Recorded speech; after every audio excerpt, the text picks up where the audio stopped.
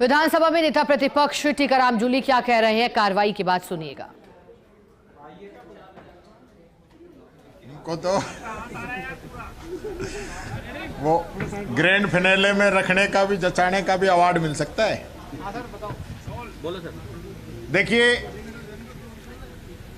जैसी मंत्रियों के जवाब देने से मुख्यमंत्री जी स्वयं चिंतित थे और जैसी उनकी चिंता थी, उन्होंने अपनी विधायक दल की बैठक में भी मंत्रियों को निर्देश दिए थे, तो आज वो चिंता जगजाहिर हो गई है वापस कि आज वापस जब पहला सत्र का पहला दिन जब सदन शुरू हुआ तो पहले ही मंत्री जवाब नहीं दे पाए। और बड़ा दुख का विषय तो ये था कि पहला जवाब माननीय किरोड़ीलाल मीणा जी के डिपार्टमेंट का था। उन्होंने विधानसभा से छुट्टी ले ली, अपनी पार्टी के नेताओं से तंग आके उन्होंने कहा कि हाजी के दरबार में नाजी का काम नहीं है। वो बहुत आहत दिखे। उन्होंने कहा मेरे अपनों ने ही मेरी पीठ में छुरा घोंपा है। और उसके बाद मंत्री जी सदन के अंदर छुट्टी लेके चले गए। उनका जवाब देने के लिए जो माननीय मंत्री जी खड़े हुए, पहला ही क्वेश्चन ऑन रिकॉर्ड, उसमें जब हमारा विधायक माननीय सदस्य पूछ रहा है कि हमें 50% से ज़्यादा खराबा कहाँ हुआ है वो लिस्ट दे दीजिए, मंत्री जी कह रहे हैं 33% से ज़्यादा खराबा हुआ है, उनकी लिस्ट देंगे। यानी मंत्री खुद ये तय नहीं कर पा रहा है कि उनको 50% का जब माननीय सदस्य ने खराबे की डिटेल्स मांगी है तो वो दी जाए।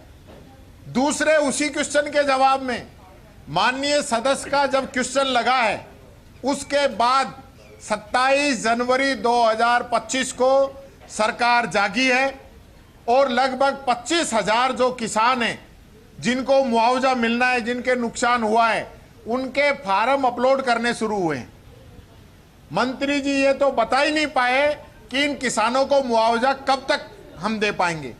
तो ये चरित्र और चेहरा भारतीय जनता पार्टी का सामने आ गया है, जो किसानों के लिए बड़ी बड़ी बात करती थी, आज किसानों को मुआवजा देने के लिए उनकी मंशा क्या है।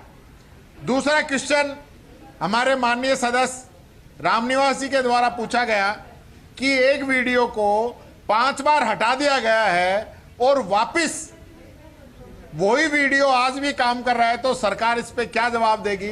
माननीय मंत्री कह रहे हैं कि पिछले आपके समय में भी 3 साल में 9 बार वीडियो बदला था। हम ये नहीं कह रहे, हम ये कह रहे हैं जो 15वें और 16वें वित्त आयोग के जो पैसे हैं, वो पैसा जनता को मिलना चाहिए, खर्च होना चाहिए डेवलपमेंट का। मात्र 15% के आसपास पूरा खर्च हुआ है और मंत्री जवाब दे रहे हैं कि ये तो हमारा बजट फला टाइम में आया, अभी वर्क ऑर्डर होंगे, टेंडर होंगे। मैं कह रहा हूं दूसरा बजट आ गया, आप पुराना ही नहीं खर्च कर पा रहे हो, तो आज जो बजट हम जिसके लिए शुरुआत की है, 19 तारीख को जो बजट आ रहा है, जिसको हम इस मार्च के अंदर पास करेंगे, तो फिर वो बजट कब आप खर्च करेंगे।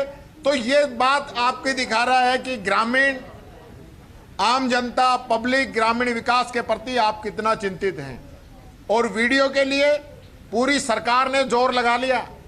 5 बार ट्रांसफर करने के ऑर्डर हमारी सरकार ने नहीं निकाले, इसी बीजेपी की सरकार ने निकाले हैं, इन्होंने ही निकाले हैं। और ये दूसरों पे एलिगेशन लगा रहे हैं कि व्यवस्था करके, भ्रष्टाचार करके वो वीडियो वापस आ जाते थे।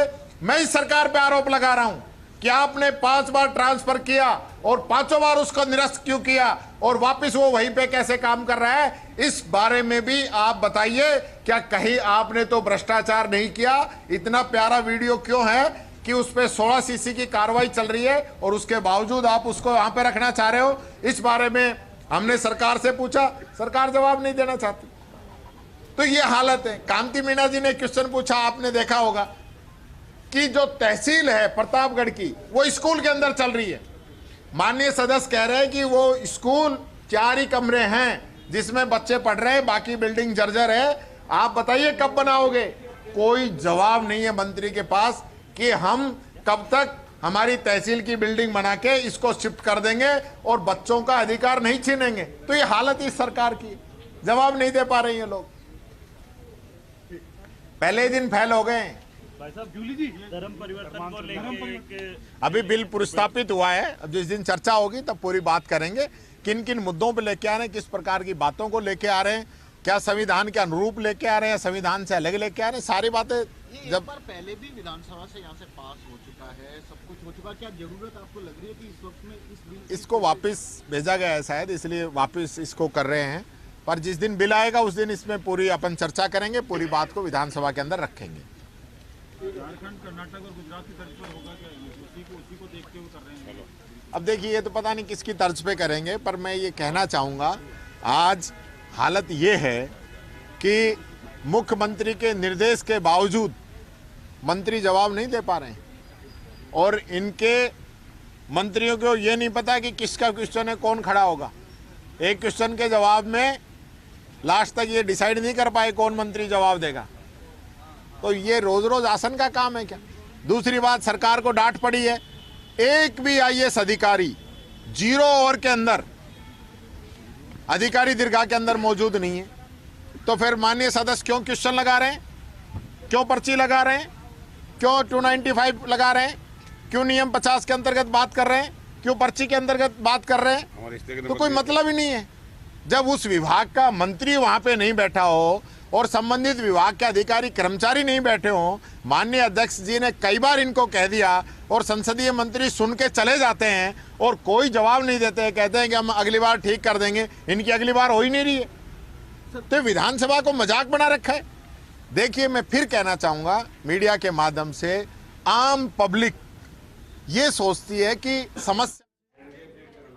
तो नेता प्रतिपक्ष टीकाराम जूली को आपने सुना, उन्होंने भारतीय जनता पार्टी को घेरा।